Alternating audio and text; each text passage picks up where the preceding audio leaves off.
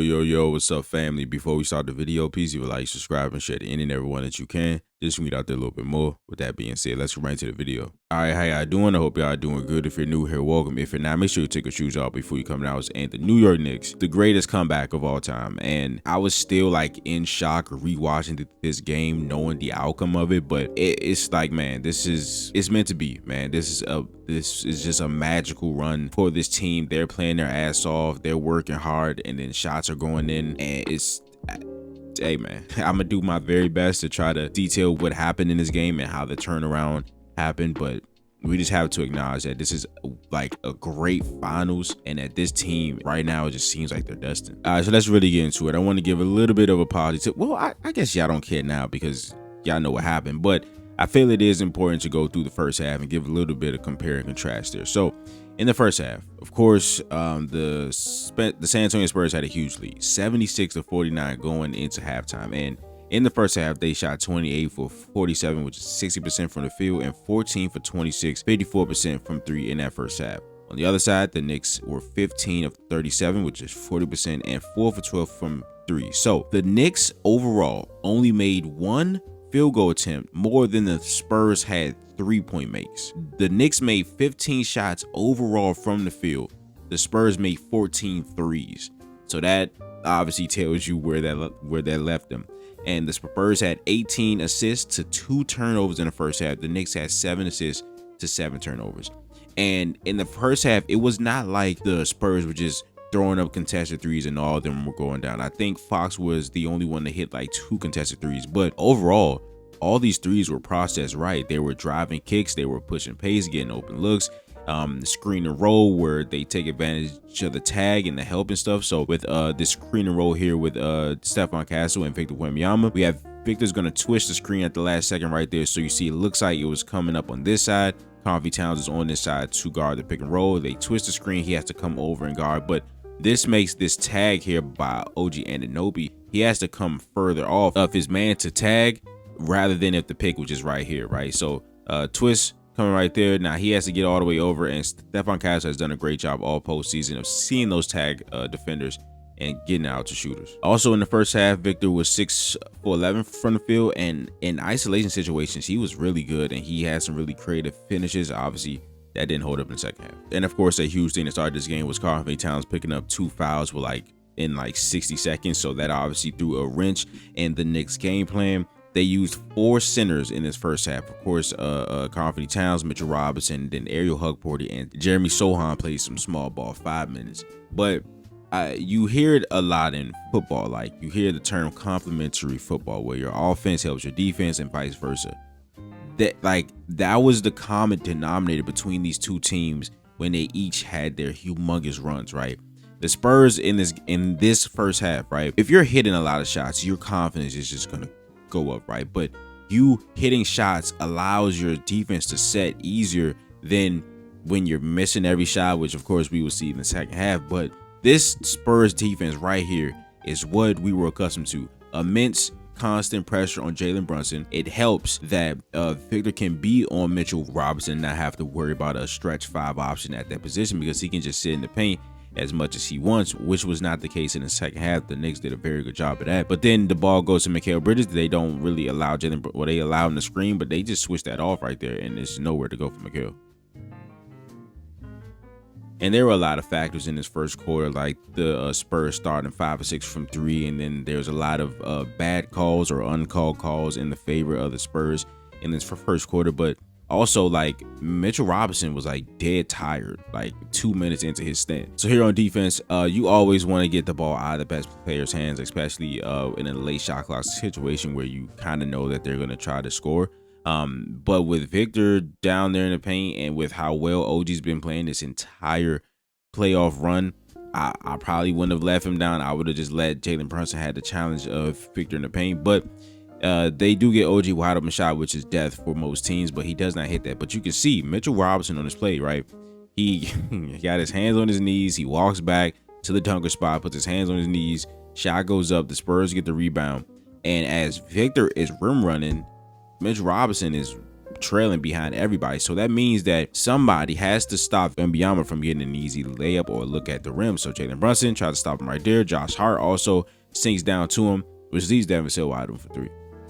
And again, I talked about Victor Wembanyama's great offensive isolation game in the first half, and I don't think Mitchell Robinson played bad defense on a lot of these, but Victor was just feeling extra creative and was giving it to Mitchell Robinson. And then some little extra words from Mitchell Robinson right there. And then of course the big play on the extracurricular side of this game was this elbow right here from Mitchell Robinson. Of course, we know what Victor did to Jalen Brunson, so it is what it is. All right, so here we are in the second quarter, and Carter Bryant started the second quarter on Cat. Yeah, that's another interesting thing. It didn't matter, especially in the first half, because Cat ended up drawing those quick 2 fouls. You know what I'm saying? But the Spurs started Victor on Cat in this game after having a lot of success in the last game with having the smaller guys and the wings on Cat. After the first 2 games where putting the 5s on Cat was like he was cooking them, right? But I did think that was interesting. Obviously in the second half, that's going to become a thing where the Spurs' inability to keep Victor as the low man really helped the Knicks offense. But here, looks like after a made basket, the Knicks try to go to some zone, like some 1-3-1 look or something like that. But we have Champagne's going to shallow cut under the screener or the roller right there. He's going to get right there, and that creates a 2-1 opportunity right there on this side, and Fox hits a corner 3. And I did think for the most part, but except for the most important part of the game when Alfred, well, I'll save it. But I felt for the majority of this game, the Spurs did a good job of at least trying to put Jalen Brunson in these actions to see who he's hedging on, who he would actually switch on. Here, they obviously don't want him switched on to De'Aaron Fox. So as the screen comes from Champagne, who he's guarding, he's going to stay right there until Landry Shamet is able to recover and then get back to his man. But a little too late, and he's a little small to be contesting on Champagne, so it's a 3. And in this first half, the Spurs were just playing with so much confidence, and the Knicks, the focus on both sides of the floor was just not there. Even after a made basket right here, they get the ball and they push it, and they just give up an alley-oop because nobody's accounting for Carter Bryant. All right, so here the Spurs go to a little 77 action. 77, anytime you hear that in basketball, is just 2 consecutive on-ball screens. Got the first one by Devin Vassell and the second one by Victor. Victor usually slips the second screen in this action a lot, just so he can get to the roll quickly, because we obviously know how much the Knicks are tagging on that and how much gravity he has on that roll. So it's usually a good thing for the Spurs. But this first screen is trying to go at Jalen Brunson and seeing if he's going to hedge or he's just gonna not help. And we know that he does not want to. Well, we know that the Knicks don't want him to be switched on to De'Aaron Fox. You obviously will want OG Anunoby to guard that. So if Devin Vassell gets any part of OG here and gets De'Aaron Fox any type of space, Jalen Brunson is not going to help on that screen. So he clips OG right there, forces him a little bit off the floor. Fox uses his speed, and he's going to use OG's momentum against him right here as he's going full throttle this way, trying to get back in front. He's going to stop on a dime, spin, and get the jumper to go. All right, Knicks fans, rejoice. We are in the second half. We are in your glory days. But actually, no. Okay, just one more clip. Actually, not yet. But we see that the Spurs things didn't just immediately go to shit for the Spurs. They still played really good defense at the start of this quarter. But the scoring definitely forsake them. So the Knicks are going to try to go to their cyclone action here. We're going to have Jalen Brunson. He's going to set an off-ball screen for Karl-Anthony Towns so he can get into the post. Going to be this punch action right here. Then we have the screener for Jalen Brunson. So he's going to screen for OG Anunoby. He's going to set this rip screen so he can cut. But then he's going to get cleaned up by Josh Hart. So the screener, he's the first screener. Then Josh Hart's going to screen the screener so he can come out here. But we obviously can see how well the Spurs are playing this right now. Absolutely no opening giving up. Victor Wembanyama is going to be right there. And then the Knicks try to play offense after that. What is OG? What? OG. Great pass by Karl-Anthony Towns. I'm talking about this is great defense, and it was. But a great cut there by Josh Hart, forcing Stephon Castle to commit to either him or OG Anunoby. And OG just does, what are you doing, brother? But you hit every shot. Just put it in the basket. But he ends up not shooting, which causes a more contested shot. But good defense by the Spurs. All right, now Knicks fans, you can rejoice, because in this second half, you shot 21 for 41 from the field, 51%. You shot 11 for 20 from 3, 55%. The San Antonio Spurs, on the other hand, 8 for 39 from the field, 20%. 3 for 17 from 3, 18%. You had 16 assists to your 6 turnovers. They had 6 assists to 9 turnovers. And after a 79-point first half, the Spurs put up a 14-point third quarter. They had more turnovers than field goal attempts. And this just had to, like, I never took my eye off of this game, right? Because I knew that with just the team that the Knicks are, they're always on a comeback trail. And just the way that it was going for the Spurs, like, again, they were generating good looks, right? But again, they set a finals record for threes in the first half. So I knew at some point, especially for this team, which isn't a great three-point shooting team, that water had to find its level at some point, and that the Knicks weren't going to shoot 3 for 17 from 3 all game. And a couple of factors in this second half that I'll continue to show is good Knicks defense plus San Antonio Spurs shot selection, the Spurs' inability to keep Victor as a low man, less pressure on Brunson due to pace off of misses. Jose Alvarado played a huge role in this, his quickness to screen, plus just overall better movement by the Knicks off ball, and again, a little bit of magic, man. So again, I talked about complementary football earlier. It's the same thing in basketball.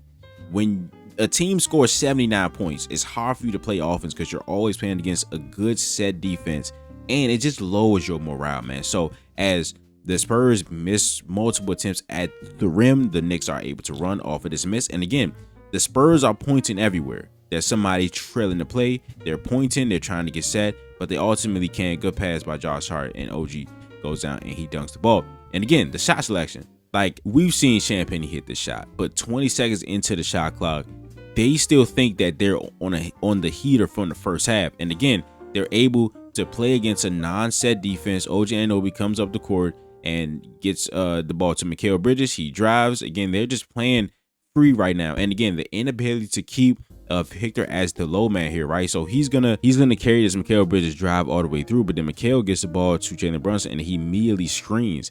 And then there's nobody there. And you see the nature of Victor. He's gonna try to be close to the rim as possible. And then very late on this, he's gonna point to Keldon Johnson and tell him to get out, because that's usually what they do. They just try to keep Vic as close to the rim as possible, but nobody's there, and Jalen Brunson knocks down 3. All right, so we have another very tough shot by the Spurs. OG Anunoby, great defender, gets a great contest right there. And then again, when you get stops, you can push off of the misses and you can get some stuff early, and you can play offense quickly. And again, we see another miscommunication here as Josh Hart's going to set this flare screen on De'Aaron Fox, and Victor's pointing to the corner, I'm guessing to signal to Fox that he should be there so he can guard Josh Hart, but pass goes there, it's too late, and Victor's late on the contest. All right, so even though I didn't think Josh Hart was like terrible up to this point in the game, I do think them inserting Jose Alvarado did so much for this offense as a guy that the Spurs have to at least play a little bit closer than Josh Hart. And it's a little bit different from like Josh Hart and Mitch Robinson, who are two guys that the Spurs like will just let just be. But Josh Hart plays on the perimeter. Mitch Robinson is always inside the paint and stuff like that. But like Jose Alvarado's off-ball movement, his quickness and his willingness to screen was such a big part in this. And we see him do the shake action right here as he's just moving as the offense is moving. And when you have guys that the defense has to at least be close to, that gap help is not the same. Like if this was Josh Hart, they're probably all the way up here, and we got a screen and roll between Mitch Robinson and Jalen Brunson. He's able to get off right there and get a look that he hits a lot of times. All right, so earlier I talked about the Knicks' improved off-ball movement being a big thing in the second half. There were just way too many times and way too many possessions in that last game where, of course, Jalen Brunson dribbled the air out of the ball, but there were too many plays where they're setting a screen for him or they're trying to set two screens for him, but the other three players not involved in the action directly were just standing there, not providing any outlet if things go wrong or if he can't get a shot off. It just providing no value to the offense, right? And this play also ties into the Knicks doing a phenomenal job in this second half, getting Victor away from the rim and the Spurs' inability to keep him as the low man. We have a very high pick and roll and everything's cleared out. There's no high tag here. The tag has to come from somebody very low in the lower bowl. And at this point, if Fox or Champagne is tagging Mitch Robinson with a full head of steam here in the paint, it's probably not going to be good. But I talk about the off-ball movement, right? We have Jordan Clarkson. He's going to run the baseline right here to the dunker spot right here, right? So now that creates a 2-on-1 with Mitch Robinson rolling and Jordan Clarkson in the dunker spot, because a good screen by Mitchell Robinson forces Victor to slide his feet and be up on this and focus on Jalen Brunson before he drops back, right? So De'Aaron Fox is in a very tough situation. Obviously, he probably wouldn't rather get in front of Mitchell Robinson, and that opens him up for the alley-oop. All right, so a couple things on this sequence, right? I believe that there had to come a time where the Spurs were like, all right, man, like, if this three is not wide open, man, we got to get something else. Now, this first three that they create is a really good one. Again, I talked about Victor's gravity as a roller, so he's gonna, as he sees that Landry Shamet tries to go for this steal, he gambles. There's no need for him to sit here and try to set the screen, so he slips. We have the high tag by Jalen Brunson. We got the low tag by OG Anunoby, which of course leaves De'Aaron Fox open in the corner. Nothing wrong with this three right there, but they get what, 3 offensive rebounds. Victor Wembanyama takes 2 threes after that. They get another offensive rebound. He takes another one. And I think, like, you just have to recognize at some point that first half is over. That first half is over. The shooting that you had, you were so hot. The game is not being played the same way, right? Then we have another very high screen by Mitch Robinson, but you see the difference when they can pre-switch Victor out of these. So Champagnie just spontaneously comes up and allows Victor to drop back. We have a better perimeter defender up on Jalen Brunson. They double him. They have 2 to him. They force a turnover, and they eventually get fouled. All right, and I talk about the Spurs assist turnover ratio, 6 assists to 9 turnovers. And De'Aaron Fox, man, that second half by De'Aaron Fox was just the turnovers, the unforced turnovers. Then we had, of course, that last play with OG Anunoby. It's just that. From a veteran, it was just so shocking to see him be the one to make those mistakes. And of course, the last thing I said in the things that really got the Knicks going in the second half is you need a little bit of magic, man. And they got some magic in this game. And Mike Brown also recognized that they would need a little bit of magic, but he just called it luck. Okay, and if we do that, we're going to make our own luck. We got to get a little lucky, too, because they're a good team, and then we got to push the ball right back at them. All right, so here we see another miscommunication defensively by the Spurs. We see as Victor's coming down the court, he's going to tell Keldon Johnson to get up to the top of the key or to the perimeter on Jalen Brunson. But we have Castle run the post with no backside help here. So as the ball goes to Cat, instead of going to the top of the key, he goes to the paint to double Karl-Anthony Towns. And now that forces Victor Wembanyama to be in a cover 2 situation when it's usually the perimeter players that are in cover 2 situations. So he has OG Anunoby in the paint. I would like to see a lot more effort from Victor there, just as the ball goes to Jose. But again, need a little bit of magic. There was still some good offense by the Spurs. Oh, this is why I clipped this. Okay, again, they have Jose Alvarado and Jalen Brunson on the floor, and Karl-Anthony Towns. Karl-Anthony Towns, much improved defender in these playoffs. Jose Alvarado is a good defender. They have these 2 6'0" guys. Respect, because I'm not even 6 foot. They have these guys on the court at the same time as Victor Wembanyama. For the first 3 minutes of this quarter, I do think they tried. They did try to go at these guys, but not enough with Victor. And in the last 5 minutes of this game, they did not go at these guys at all, man. I mean, have Victor screen these guys. We know that they don't want to switch on them, or have Victor as the ball handler. So when Cat's guarding him, you have whoever Jalen Brunson is checking come screen for Victor, and you can just play off that, right? Here they go to that 77 slip again. First screen by Keldon Johnson. We see Victor as he was about to roll, get that high tag there from Jalen Brunson. And with Jose Alvarado as the tagger on Victor Wembanyama, that should be automatic. And again, man, the stars have aligned way before this moment. But again, you got to get a little bit of magic. Again, the Knicks did a phenomenal job of making Victor be up on the perimeter and not in the paint. Somebody else has to be on Karl-Anthony Towns if he's going to be above the 3-point line here. This entire possession, he's sitting at the 3-point line, forcing Victor to guard him and be there. And this is the direct result of that, right? Jalen Brunson drives. If Victor is Devin Vassell right now, there is no way he's even going up with this. Now, the pass goes to OG in the corner. Maybe Fox can sink down right there and be there, right? But with 4 seconds on the shot clock, if this is Victor, he's not even looking at the rim.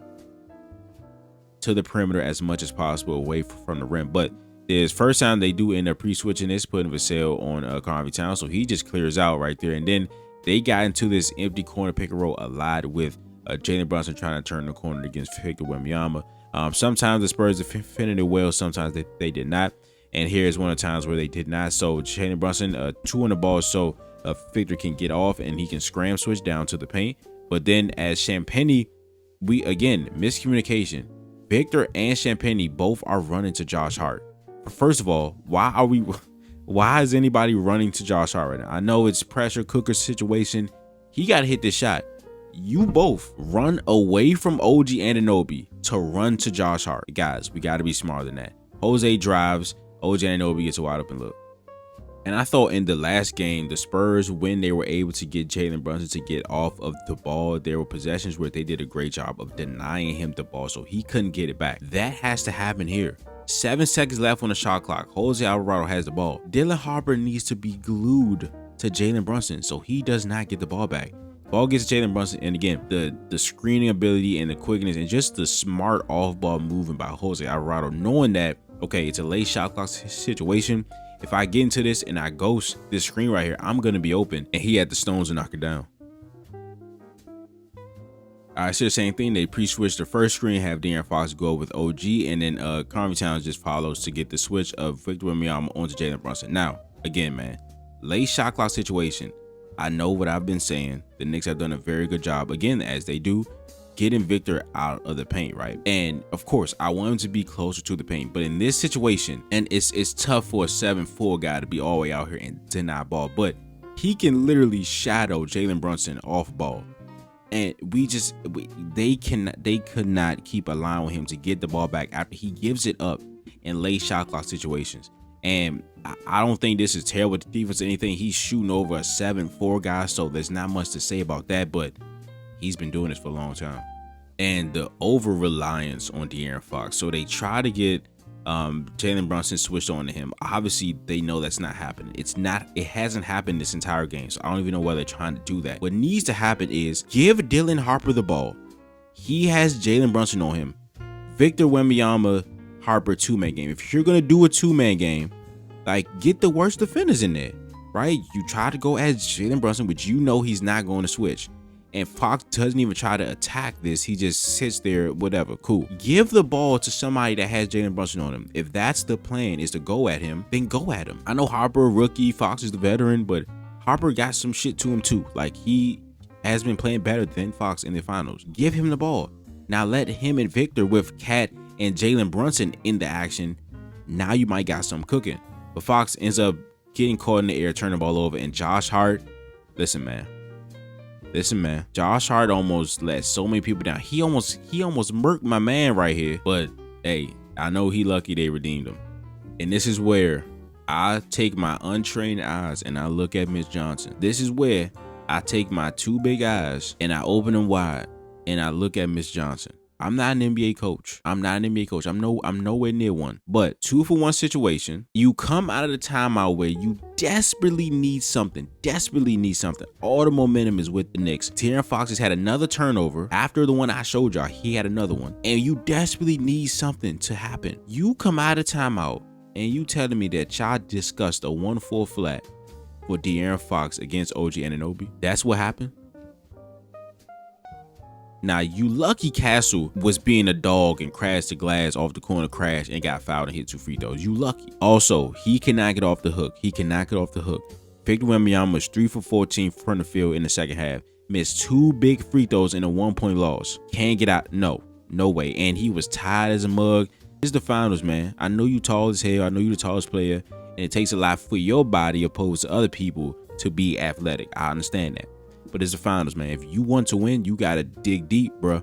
And on this play, we see the difference of having Victor in the paint. And with Josh Hart in the game, he can do that, right? You see him in the paint like that. It's just, that attempt is going nowhere. Now, this oh my God, bro. We just have to be smarter than this, man. And for Fox, for him to be the one to do this, it's crazy. I know everybody's giving De'Aaron Fox shit, but we need to give love to OG Anunoby because he's done this the entire series, chasing down Harper, blocking shots in transition. That stuff matters. And then also, Fox fouls right here. I definitely understand scramble situations and how that they can be very dangerous for a defense, but Jalen Brunson is being denied ball in the opposite corner. Jose Alvarado has the basketball. Are we fearing that? Again, I'm not in a pressure cooker. I'm not in the NBA Finals with 10 seconds left. So I have a very calm mind right now. And there was a point, I believe it was a Thunder series, where this worked. But again, every situation is different, man. Jose Alvarado has the ball at half court. Jalen Brunson's being denied in the corner. Me, not in a pressure cooker, not an NBA player, not in the finals, would have let this rock. And on this play, I obviously thought that they were going to send 2 to Jalen Brunson at some point. Again, Victor Wembanyama is above the 3-point line on Jalen Brunson. De'Aaron Fox comes to double.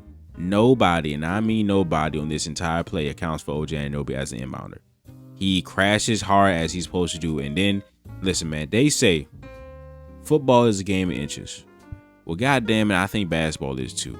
Because you got one tip in by OG Anunoby on the I Believe I Can Fly. It gets 3 fingertips on the ball and bats it in. And Karl Anthony Towns with that right mid saved the entire comeback. If you've already seen this on Twitter, I appreciate you. But the Miami Heat ran a similar play to this, and this has been in their playbook for years, right? This slob elevator rip play. Slob is just an acronym for sideline out of bounds. Got the ball being taken out on the sideline right here. And this elevator rip play, right? Andrew Wiggins in the regular season got a wide open alley-oop dunk to get a win over the Cavaliers, right? You got the elevator screens right here. They're just exactly as they sound. Elevator screens, 2 people set the screen. They act as elevator doors. Somebody goes through, and when the person gets on the elevator, it closes. But that's not the go-to on this play. That's just a clear space. Got the elevator and then the rip screen right here, or the back screen here by Victor Wembanyama.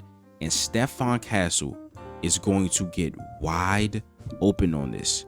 Wide open. If this pass was there, he's wide open. But the right mitt of Karl Anthony Towns comes into play. Talk about a game of inches. OG Anunoby tip in, and Karl Anthony Towns gets his fingertips reaching, gets his fingertips on the ball so it falls short, and the Knicks win. But if you enjoyed the video, please leave a like, subscribe, and share to any and everyone that you can. Just read out there a little bit more. Now we'll see you guys in the next video. This is Nick.